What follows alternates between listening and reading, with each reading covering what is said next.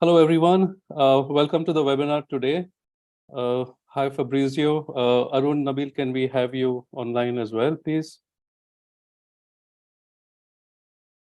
All right, fantastic.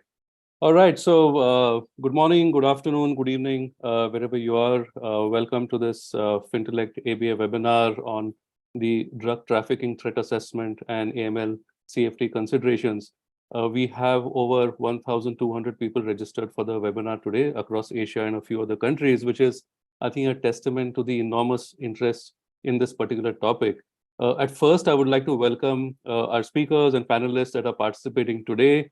Fabrizio Fioroni, advisor, AML CFT at the United Nations Office on Drugs and Crime, that is UNODC.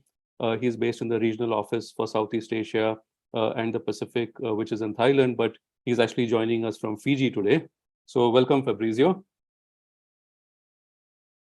Thank you very much, Shirish. Our other panelist is Nabil Dipatuan, who's the financial intelligence lead at UnionDigital Bank, based in Manila in the Philippines. Nabil, welcome to the webinar. Thank you, Shirish. Pleasure to be here. Thanks. And our last panelist is Arun Ajayagosh, who's a senior manager for financial crime compliance, AML and sanctions at Wall Street Exchange and is based in Dubai in the Middle East. Hi, Arun. Welcome to the webinar. Thanks, Shirish. Fantastic. All right. So, in the webinar today, we are actually very lucky to have these expert speakers who will provide an insight into the recent trends and typologies in illicit activities involving drug trafficking.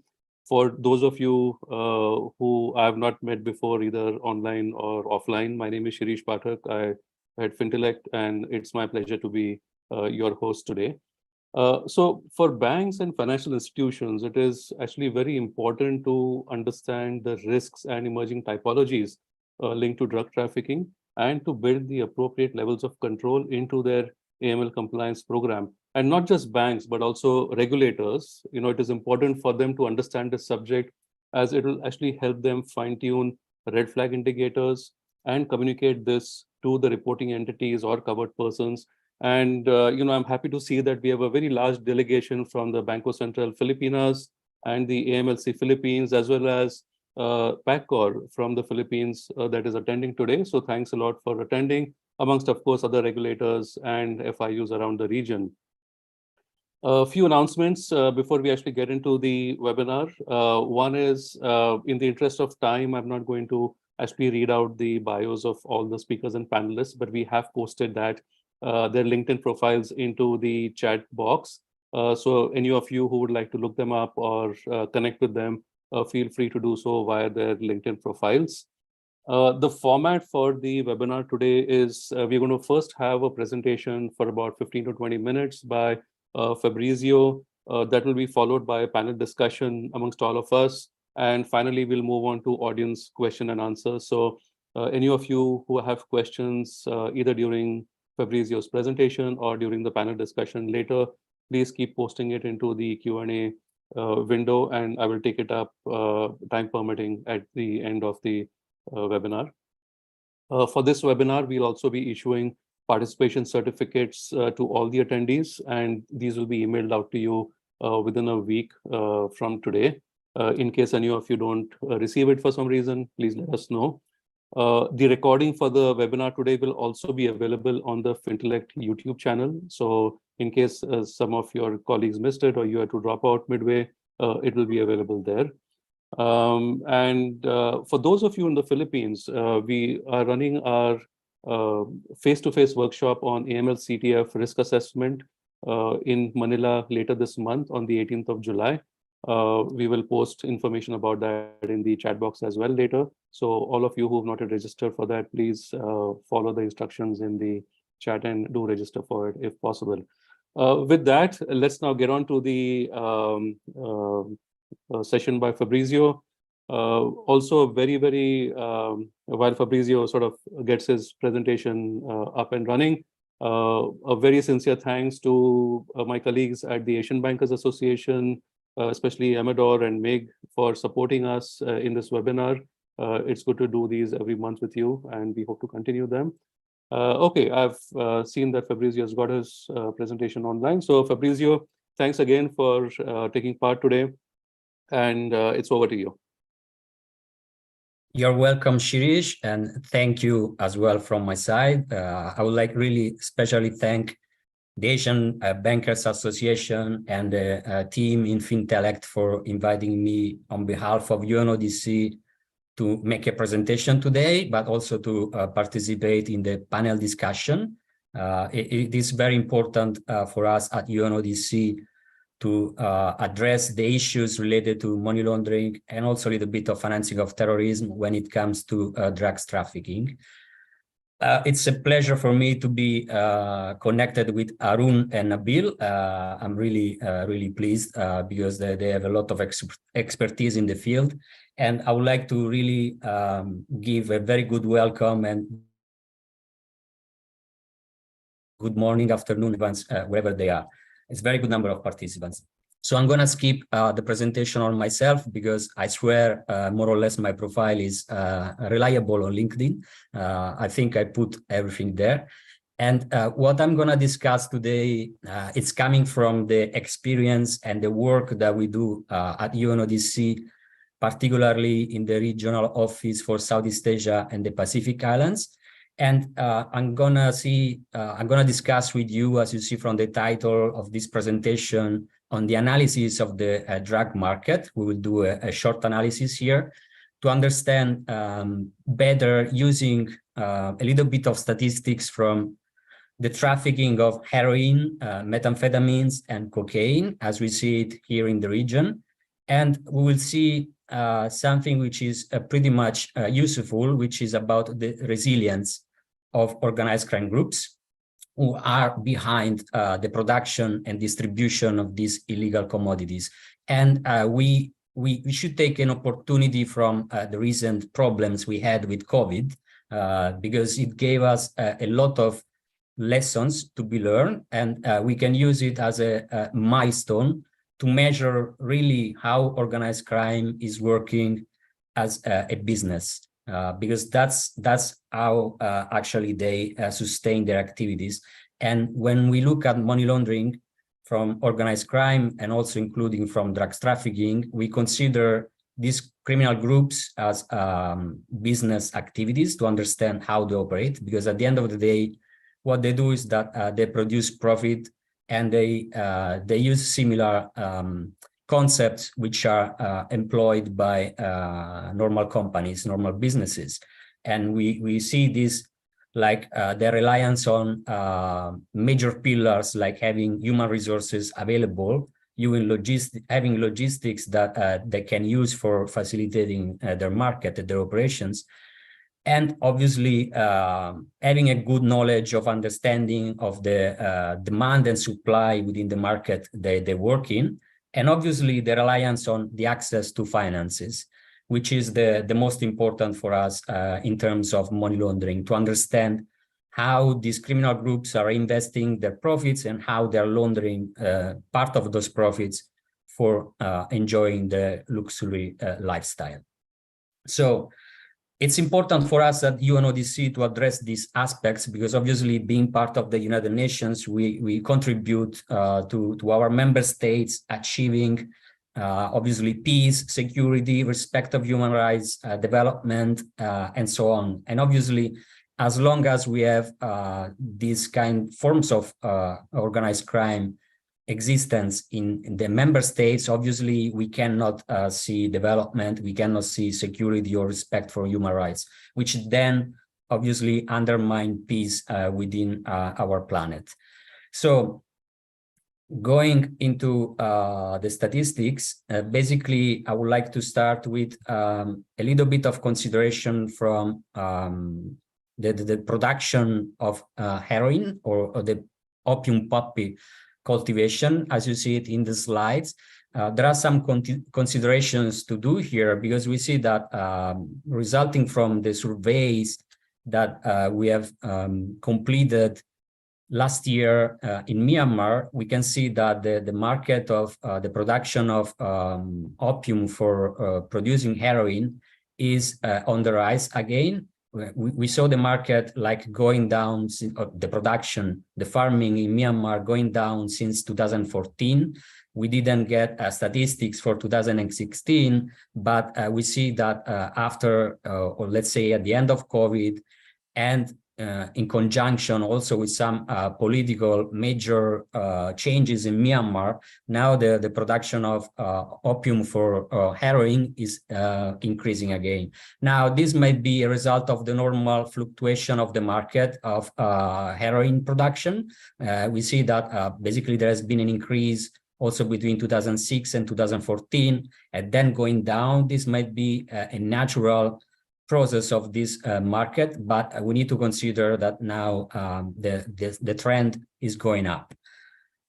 And unfortunately, we have already, let's say, reached the same levels that we had in 2011. So when we had good news, like the trend going down, now, unfortunately, we see that the situation is changing for the worst.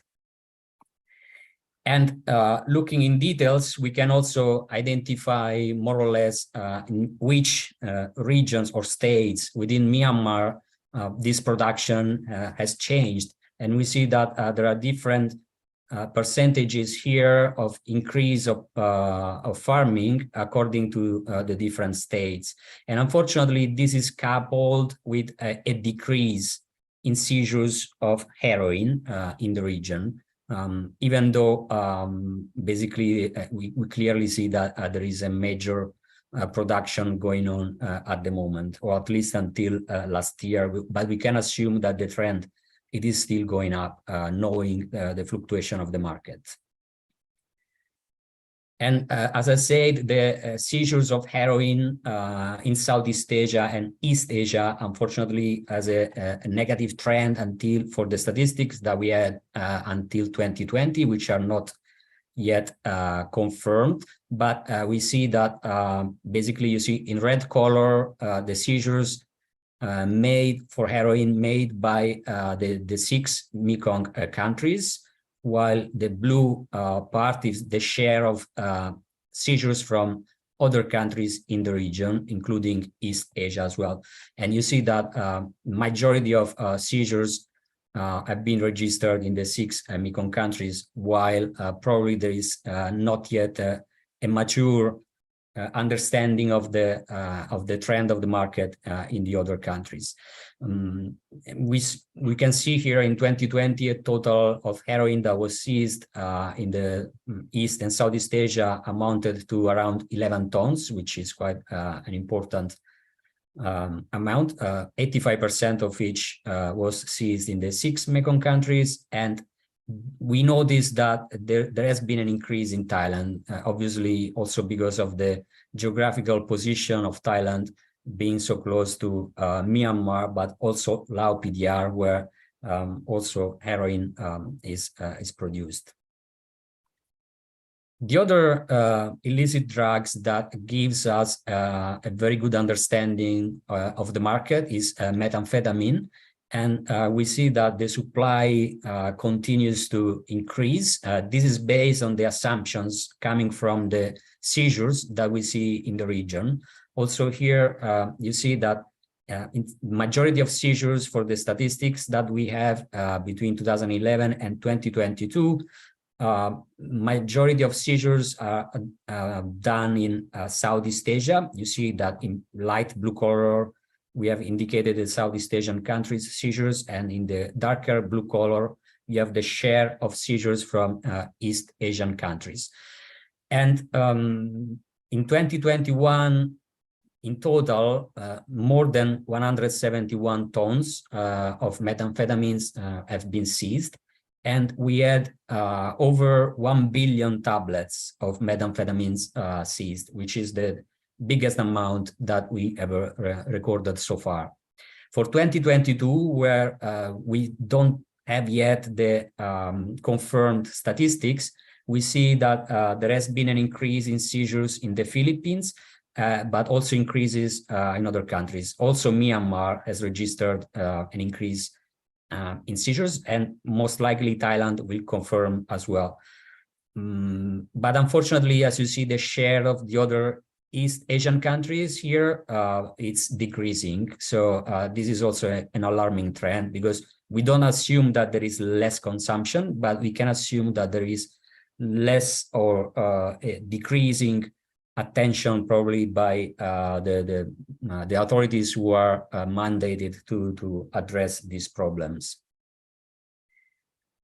If we look at the prioritization of addressing issues of in relation to methamphetamines, the difference between the situation in 2010 and the situation in 2021, basically, we had information of methamphetamines as being a priority for mandated government agencies.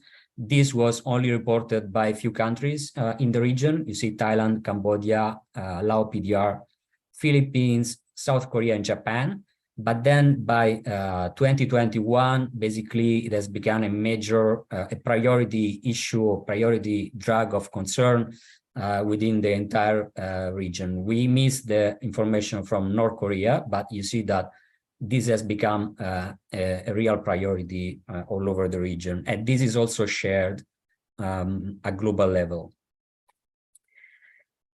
Talking about the what we have observed, let's say before, between, and after COVID, is that methamphetamines basically has increased the, or let's say the market in terms of production and distribution of methamphetamines has started increasing already before COVID, because the price of methamphetamines, as you see in the screen here, where you have the cost of crystal methamphetamines on the left and methamphetamine tablets on the right. You see the example here for Brunei Darussalam, Indonesia, Philippines, Thailand, and Vietnam, where the cost has decreased in dollars per gram, and the same is gone for methamphetamine tablets in Cambodia, Laos PDR, Myanmar, and Thailand. Obviously, this has resulted in more demands because obviously this type of drugs has become more affordable for a bigger number of consumers, which has led to an increasing production for these drugs as well. And then also during COVID, we saw that the price for methamphetamines has continued to decrease. You have here the situation for Cambodia, Malaysia, and Thailand, the difference between 2019 and 2020. And this again has contributed to make the market bigger for sure, which once again means that the production has increased and the profit for criminal organization also increased. This example here is relevant for crystal meth, and basically, yeah, I already mentioned the countries which are also reported here. And we have to consider that the purity of the meth that basically have been produced, even though the price went down, the purity has actually increased in some instances, but more than often remained stable. So that means that there has been probably a better availability or major availability of precursors or the chemicals which are needed for producing methamphetamines, and in this case, crystal methamphetamines. During COVID, we have noticed that basically the impact has been different between lower Mekong countries, you see listed here on the left side, and the maritime countries, where you see that basically there has been an increase of obviously seizures. Over here, we are talking about seizures, where you see the quantities and the percentage change from 2019 to 2020. And the only negative result was in Vietnam. And over here for the maritime countries in Southeast Asia, basically we see that there have been decreases in Indonesia and Philippines, and some increase Brunei Darussalam, Malaysia, and Singapore. But you should look also at the quantities that we are referring to, with very big seizures in 2020 for methamphetamines in Malaysia here. But you see that basically there were big seizures in Myanmar, Thailand, and also quite important Laos PDR, and an increasing trend in Cambodia, which basically, according to our researchers, apparently is becoming quite more often a location for production of methamphetamines. So you see here a little bit of examples of seizures that occurred in 2020. You see that we are talking about thousands of kilos. So we have tons of seizures through the region. And we noticed during COVID time, this is in 2020, we saw that basically there has been a decrease in amount of seizures that authorities were able to complete in the first half of the year. But then in the second part of the year, the seizures increased dramatically. Now, this obviously can have two different interpretations. We can think that obviously because of the more stringent measures that were put in place during COVID probably resulted in major identification of trafficking. But this can also mean that probably there has been a reduction of trafficking within the first half of 2020, so the initial part of COVID. But then probably in the second half of the year, probably the criminal organization found new ways for using their logistics to continue the production and trafficking.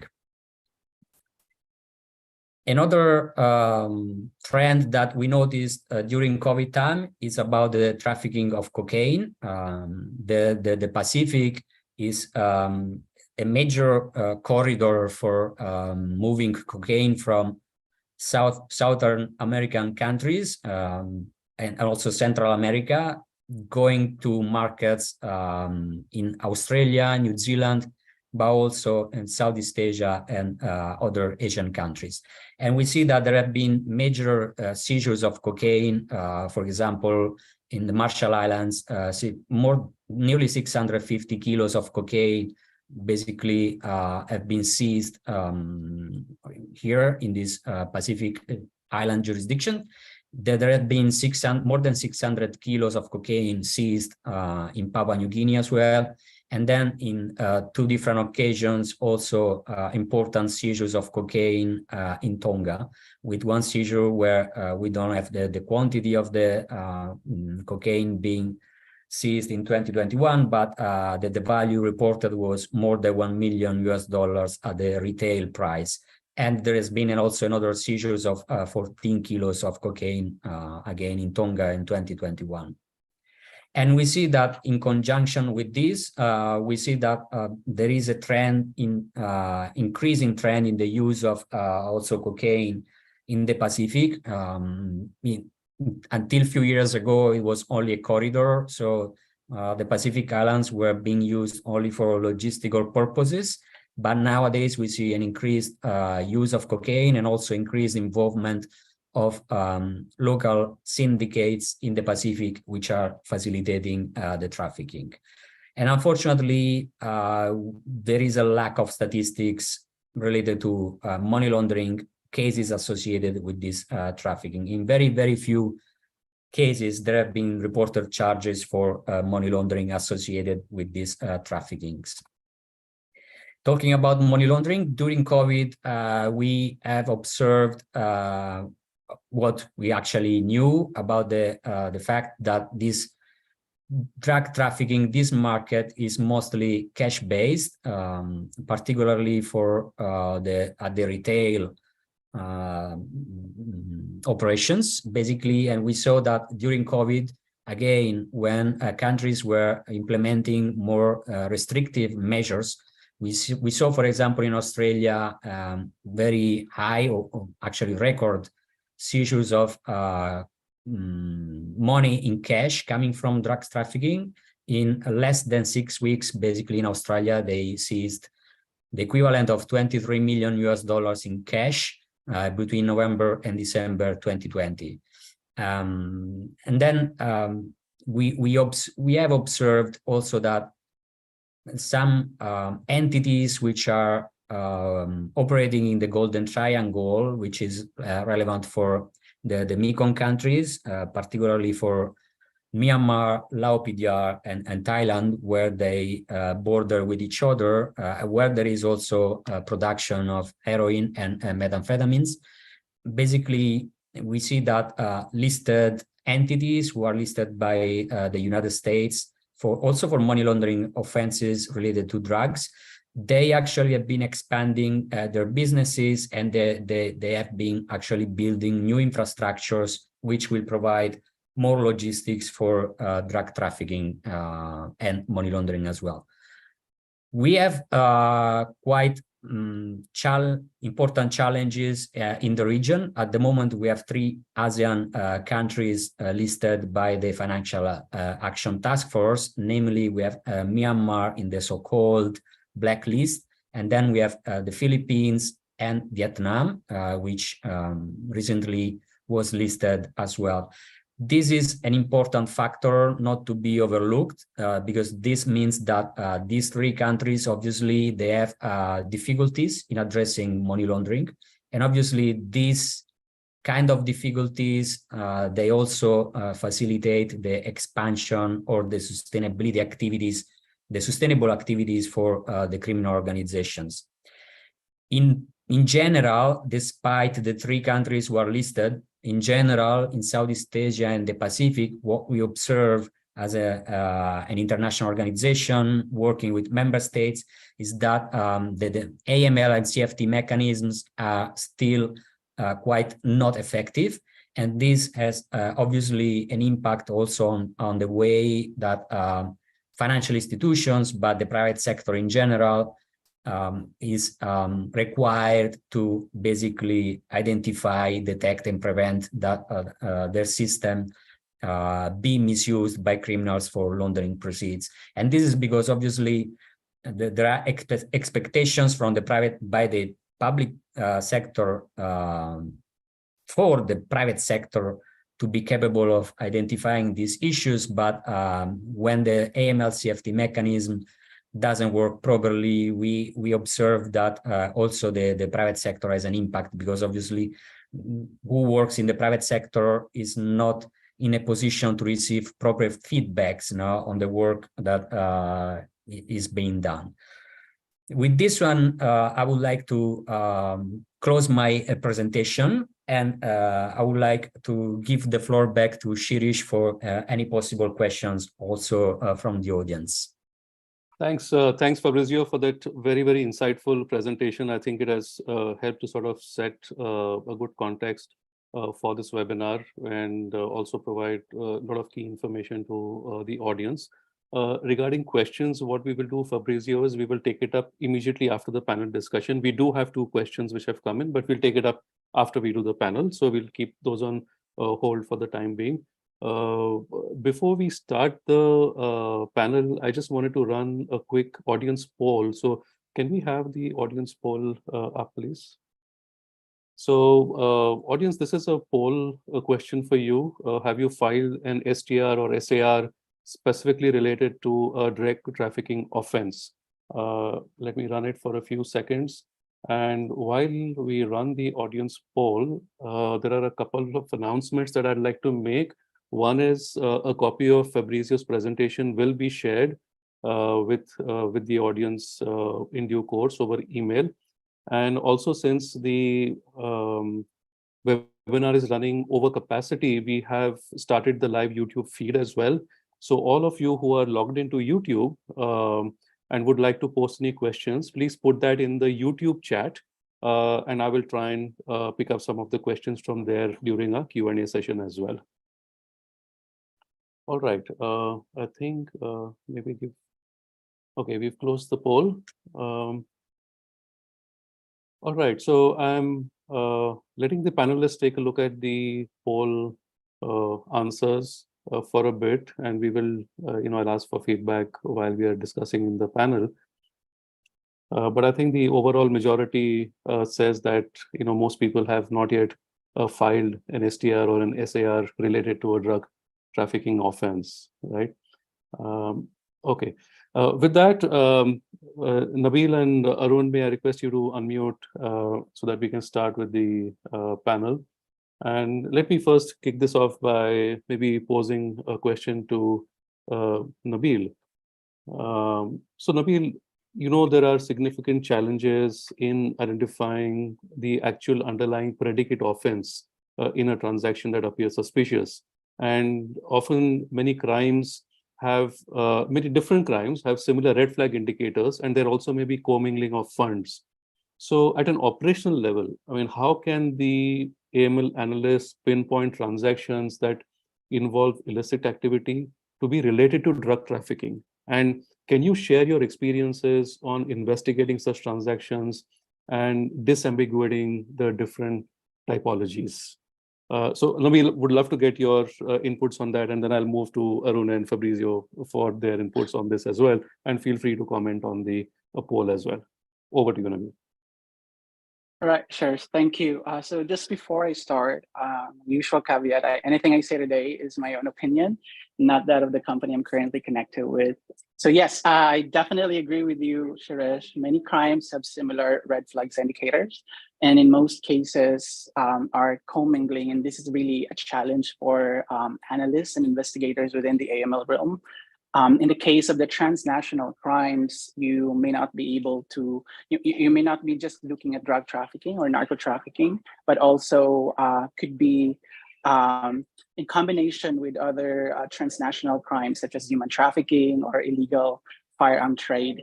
So I'd say one of the best way to empower your analysts within the operation is by exposing them to several or various types of trainings and workshop that would help them really pinpoint and recognize new emerging typologies or threats and the red flags indicators involved. So this could be in the form of, let's say, informal or internal training agreement, meaning within your firm with case studies, or you could also invest in partnering with reputable organization that provides the type of targeted training that the firm is needed. In my experience, though, drug-related transaction red flags indicators to watch out for when looking at transaction would be: one, transactions of an arrested, convicted suspect while in prison or whether after their arrest. So this is where your tool for adverse media screening, whether manual or automated or sometimes combination of both, will come into play. Similarly, those customers or beneficiaries that sends or receives funds from a person or entity subject of usually asset freeze, right? There are also some indicators such as beneficiary of funds located in an area where, receive funds from different places in the Philippines. Again, I want to highlight that this may not be a lone red flag, but it could be a combination of most typologies involved with drug trafficking. And personally, I also experienced a recipient of large sum amount of money, whether it's international remittance or domestically funds involving minors or student. So that could also be one of your indicators to focus on. And ultimately, unusual transactions originating from jurisdictions or region with increased risk of drug trafficking. Yeah. So those are the common or typical red flags in operation. But keep in mind that these typologies are also evolving and various red flags are emerging from time to time. So understanding your overall risk based on your customer risk, channels and the product and services you're offering really matters in assessing and providing controls and mitigating risk exposure to any forms of transnational crimes. Right. Thanks, Nabil. Arun, can I have your comments on this question, please? Yeah, thanks, Shirish. Yeah, I agree to what Nabil has said. When it comes to financial institutions, how they identify typology-specific transactions, primarily financial institutions rely on transaction monitoring systems, that generates customer alerts based on various rules and scenarios. So there are scenarios such as one to many or many to one. These are generally, indicative of suspicious transactions, but most of the time these scenarios could be one of the red flag indicators for multiple financial crime typologies. For example, many to one as an scenario originating from an high risk country known for terrorism funding, to a corridor like Iraq or Syria could be likely related to terrorism financing. At the same time, many to one transactions originating from Middle East to China could be commercial transactions. So depending upon the corridor, the typology can vary. So that is one thing that the analyst needs to look into while reviewing set of alerts. And there are few limitations when it comes to transaction monitoring system generally that an FI has. For example, rule based alerts are less effective when it comes to identifying typology related transactions unless the typology characteristics are very specific. So when it comes to drug trafficking, the characteristics is not that specific as such, where you can have some scenario where you would directly get an alert and that this is related to drug trafficking. So this is one of the major challenges when it comes to investigating drug trafficking related transactions. So one approach where I feel which is more effective rather than a rule based transaction alert, it's an approach where you review the typology from an top-down way, where you can strategically look into the transactions by understanding the corridor of concern. So for that, a financial institution can collect open source information related to specific typology, and can also utilize like what Nabil said, the individual names referred by law enforcement agencies who are convicted for a financial crime, so that you can understand the underlying transaction characteristics. And once you have an understanding of the corridor and as well as the transaction characteristics, the organization can also look into the previously identified transactions that the organization has reported with respect to a specific typology. So based on all these information, one could look into creating an specific analytical approach from the data, rather than reviewing an customer alert which is just concentrating on one customer and his transaction. This approach will give you an holistic view of a specific crime that is happening in a corridor, and you have a targeted set of data to start your analysis with. So once you have, maybe to give an example, and if an FI is assessing an human smuggling typology from Central America to the United States, as per open source, it says that a migrant journey takes up to 3 months to reach the US Mexico border, and the travel is primarily financed by travel expense of a migrant is primarily financed by the family members in the destination countries, and smugglers often charges high amount to cross the borders. So in this scenario, when you define an analytical approach, FI should look for high principal transactions sent and received by non-familial individuals within a span of 3 months, and look for many to many networks and focus on transactions that are received at the border provinces of Central America.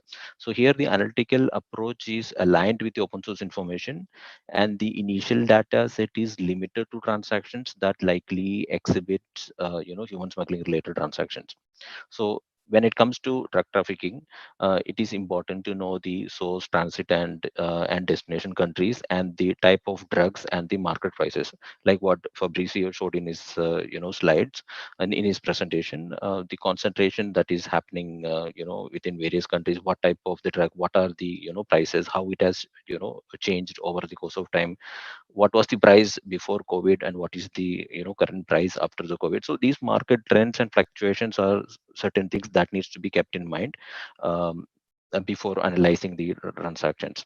So now once you have a set of transactions based on the analytical approach, one could look for high value transactions to provinces or cities known for drug protection in the source countries. So with respect to drug trafficking, this is one way where you could narrow down your analysis. And one thing that we all should know, that there is no one size fit all analytic approach that can be utilized to find drug trafficking transactions.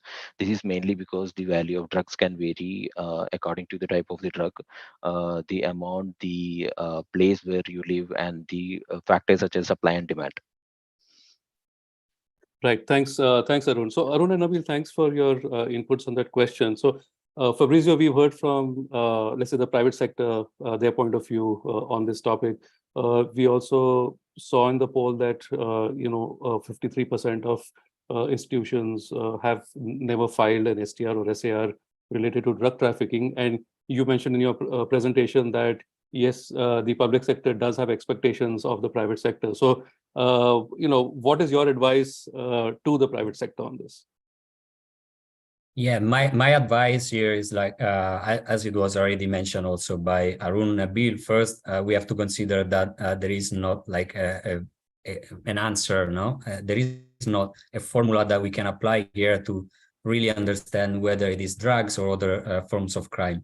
But what I suggest, first of all, because this is a market that is in principle, or let's say in large part cash-based, which means that there is, I think, a need for the private sector, especially financial institutions, improperly train also first-line officers, the counter officers, to understand the typology of clients or customers they deal with, because that gives an opportunity going outside of the typical monitoring of open source information. It gives an opportunity also to have better knowledge of the customers, what they're doing in the field first. Second, I would say that there is a need for building better relationship with the public sector. So the public and private sector partnership is very important here, because in the best case scenario, you can have financial institutions or other reporting entities identifying trends which might suggest that something suspicious is going on. It's very difficult what kind of crime is behind that. And early discussion with the public sector in that stage can facilitate the identification of drug traffickers, because then in that case, you should expect that the law enforcement agencies should have a better knowledge of what's going on in terms of organized crime that is dealing with drugs.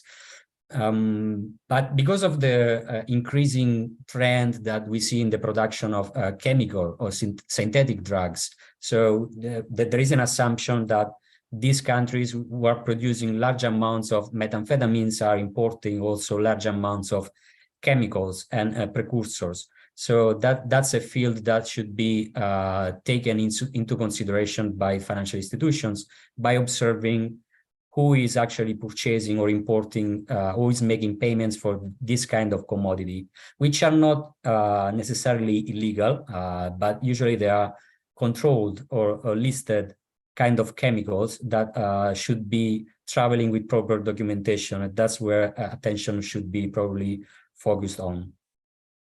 Thanks, Fabrizio. I think, coming back to Arun and Nabil, we saw in the poll that, 53% institutions have not filed reports, but obviously there are some who have been doing it. Now, if institutions have to fine-tune their AML monitoring systems better, right, to all the new typologies, to threats, to the new ideas that were shared, so as to generate more relevant alerts and in turn file more specific and useful STRs. What would your advice be on that? Maybe Arun, you want to go first on that? Yeah, thanks, Irish. Yeah, so fine tuning of the system is very critical, and to know the trends and typologies, it is very important that the FI first assess the trends and the patterns for existing typology, including the emerging typology. So one of the ways where FIs can achieve this is by having an intelligence collection program within the compliance that primarily focuses on collecting typology based information from reliable open sources. So this will actually allow the finance institution to keep informed on all developments with respect to a typology, and it will also enable to fine tune the thresholds in an effective way. uh, to give you an example, during initial phases of COVID, various countries imposed travel restrictions, which impacted migrant smuggling overall, and it actually resulted in lesser smuggling activity. And at the same time, the smugglers charged higher amounts to smuggle during that period. So this information would ideally help the finance institution in fine tuning the thresholds for human smuggling typology. So again, this is specific to a typology where you could do an enhancement with respect to the thresholds. And something like drug trafficking, it is less likely that you can have a system or an alert where you can fine tune and do it. Another example would be where the names of individuals who were arrested by law enforcement agencies with respect to a specific typology. If the financial institution has that information, and the financial institution can look into the transaction conducted by that customer to see the trends in transaction and utilize that information to fine tune the system. So if you had a certain thresholds, but the recent data shows that the individuals who are arrested for a specific typology, the transaction trend is showing different levels of concentration, or the amounts are varying, then you could utilize that information to fine tune the system. Also, another information would be like what Nabil said earlier. The negative news screening is also critical, because from an organization perspective, every organization as part of sanction screening will have a batch screening process which runs all the customer names against various negative news. And if it results in any finding related to a customer who is part of a financial crime typology, what the FI could also utilize that information and assess the transaction to fine tune the system.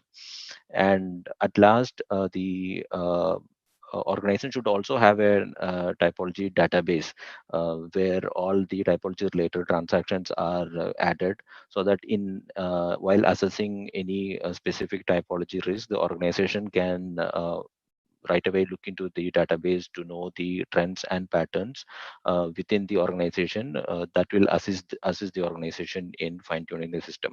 And moreover, the system should be flexible enough to modify the rules and scenarios. This is one of the challenges, I think, mostly financial institutions face, that if the system is hard coded, then it will result in engaging vendors, and it will delay the enhancements of rules. Great. Thanks, Arun. Nabil, moving the question over to you, fine-tuning the AML monitoring system. Is there anything incremental you would like to share over what Arun has said? Sure. So the FIs definitely can perform various activities. Really depends on the immediate risk exposure. So the volume, the amount of tasks it needs to perform, conduct AML system in fine tuning. You usually start by monitoring your local regulators or FIU's advisories on the subject of new emerging threats and typologies. And then you use that to conduct your risk assessment to really identify new typologies and emerging threats in money laundering and terrorist financing. So this assessment ideally should be timely and relevant to your firm to help you understand the evolving risk and ensure your AML system is updated and remains effective. So the rules and the scenarios, including the parameters in place, can capture the newer threats. In addition to that, data analysis and continuous monitoring is equally important to regularly enhance the monitoring system and generate relevant alerts, because that's really what we want, so that we can have a high conversion rate in terms of STR or STAR, and ultimately you do your testing and optimization activity. So start by testing that the testing should be performed in a manner that it is in the testing environment first. So if you're using or partner with vendor, like Arun said, it should have the flexibility to give you that environment prior to deployment in production. So this will then be followed by alert rules monitoring to further optimize performance. Great, thanks, Nabil. Okay, let's quickly run another poll now. Can we have the second poll up? So this one is on role-specific training. Have you received role-specific training on identifying predicate crimes underlying the suspicious transaction alerts? So it'll be great if audience can answer that. And while the audience is answering that, we had a question from the audience on from a member on YouTube, which is related to what Fabrizio mentioned, about the dual use goods, right? And also you touched upon a bit on the enhanced monitoring. So how could you use the dual use goods typology to make sure, whether a transaction is suspicious or not? So, Arun and Nabil, any specific advice on, dual use good? Yeah, so with respect to dual use goods, I think financial institutions that are engaged in providing corporate remittances generally tend to screen the invoice copies or the materials that a company is importing. So the payments related to that. So here in UAE, the supervisory authority has provided a tool or a website which provides all dual-use goods that are present, where the organization can incorporate that list to their monitoring and screening systems that enable the institution to identify dual-use goods and then take an appropriate action on whether to release the transaction or not. Right. Nabil, any inputs on that? Specific to dual use goods, you would want to ideally have a payment screening system to hold off any transaction related to dual use good. Scrutinize definitely the type of commodities they're working on, or technologies, if it's really dual use good. Some of these are available by external searches, like in customs, to identify if it's really a dual use good, and tie it up to the overall profile of the customer, if it really commensurate with the activity, and if there's anything unusual and you feel it's suspicious, but you're not sure really what type of typologies, do not worry about that. Just file your STR or SAR, because that's the right thing to do anyway. Right, and thanks, let your FIU work on that. Right. Thanks, Nabil. Okay, we have, while we're on the subject, we have one more question from Kiran Shah, who says, what typical typologies related to drug trafficking can help financial institutions to track them? Do you have any specific, let's say, top 2 or 3 typologies that you think are doing the rounds?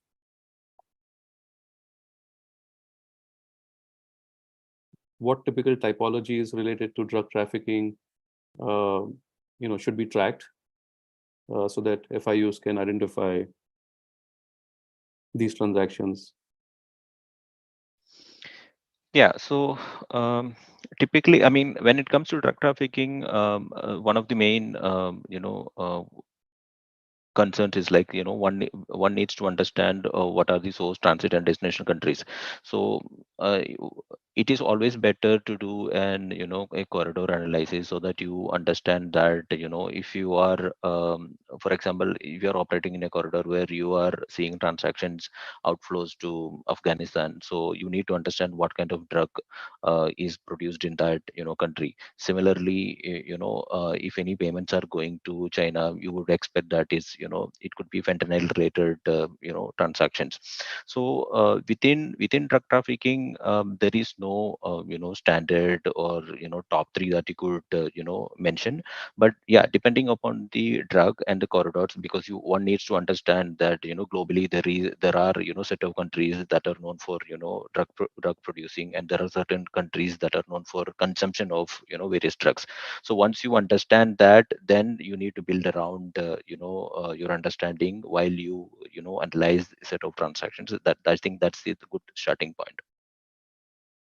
Right. Thanks, Arun. Nabil, anything to add to that? No, I think Arun pretty much covered it all.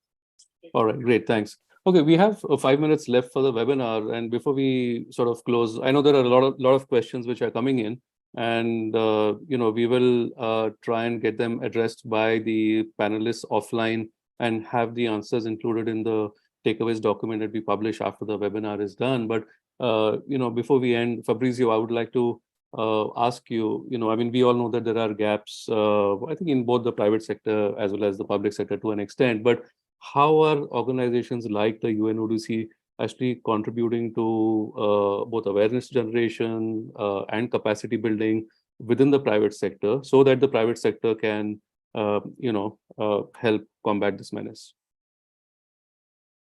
Yes, I would say that the major focus of the UNODC in general is usually on the government agencies, so providing technical assistance on them. Obviously, for the private sector, we have so many publications available, which are accessible for everyone, like the statistics that I have included in my presentations. They are all part of reporting researches that on a timely basis we report on our database and on our website, sorry, which is a very good, I think they are very good tools, because they provide an overview of the market that is going on also globally, not just for Southeast Asia and Eastern Asia. And that is a good way for raising awareness. And I would expect financial institutions and the private sector in general also to look at that kind of publications to better increase their knowledge. Now, when we provide capacity building or technical assistance to increase the capacities of countries, government agencies to better implement effective AML CFT mechanisms, we expect that then that is also reflected in the relationship within the FIUs usually, but also other government agencies for regulators with the private sector, also to transfer that kind of knowledge that they build.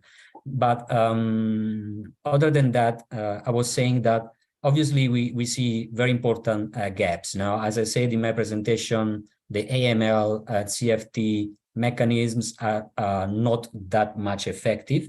And this has an impact on the work of the private sector, because all the discussions we had so far, like generating alerts, it's all based on knowledge, because without knowledge, it's very difficult to build algorithms or processes that can monitor the transactions.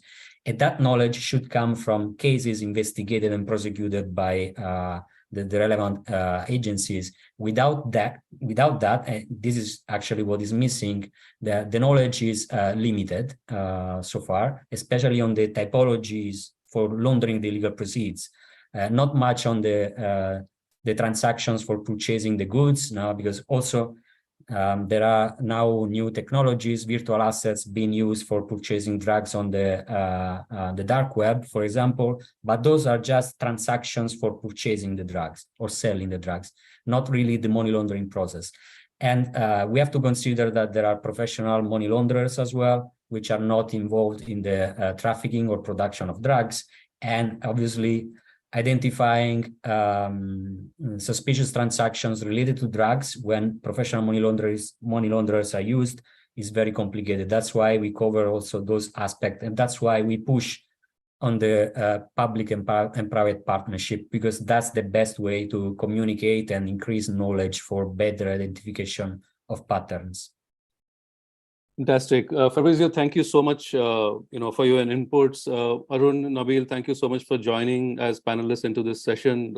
Very interesting, very useful, and all the operational insights that you have provided. I think in the interest of time, we need to close the webinar. We are at the end of time. But before we end, I would urge all of you watching to definitely visit the Fintelekt YouTube channel. We have all the webinar recordings on that. This one will also go on to that. For the audience who is attending today from the Philippines, if you're attending our workshop in Manila on the 18th of July, I look forward to meeting you there. And our next webinar with the ABA will be on the 3rd of August, and that's going to be on AML CFT risk assessment. So in case any of you cannot attend the Philippines face-to-face workshop, we will have a very short webinar also on the same topic on the 3rd of August. My sincere thanks to Asian Bankers Association, to Meg and Amador for supporting this webinar and for partnering with Fintelekt today. Again, Fabrizio, Arun, Nabil, fantastic meeting you. Thanks for joining, and look forward to meeting you personally soon. Thank you, Shirish. Thank you, Shirish. All right, bye then. Audience, have a good day. Bye.